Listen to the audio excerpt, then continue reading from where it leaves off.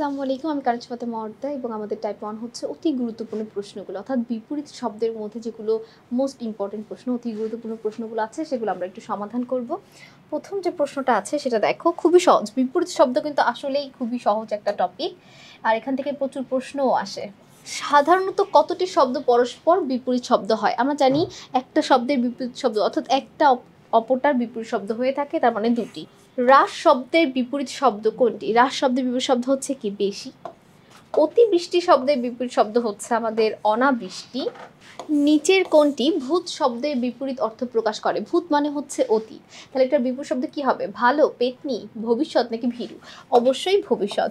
প্রাচী শব্দের বিপরীত শব্দ কি? প্রতীচী। প্রথমে আমাদের সঠিক উত্তরটা দেওয়া আছে। গুরু শব্দের বিপরীত শব্দ কোনটি? সেটা হচ্ছে কি? ব্যক্ত করা। ঠিক আছে।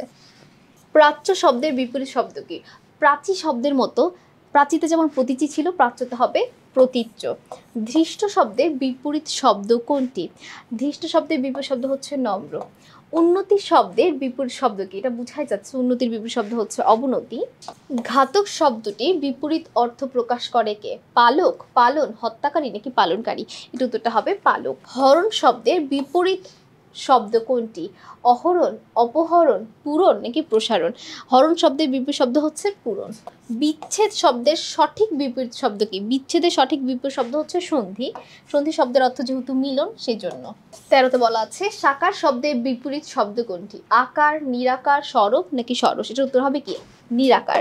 তফাতের বিপরীত শব্দ কি? বিপদ, প্রশংসা, কাছে নাকি হ্রাস? এটা উত্তরটা কি হবে? কাছে। তফাৎ মানে দূরে এবং কাছে এটার বিপরীত শব্দ।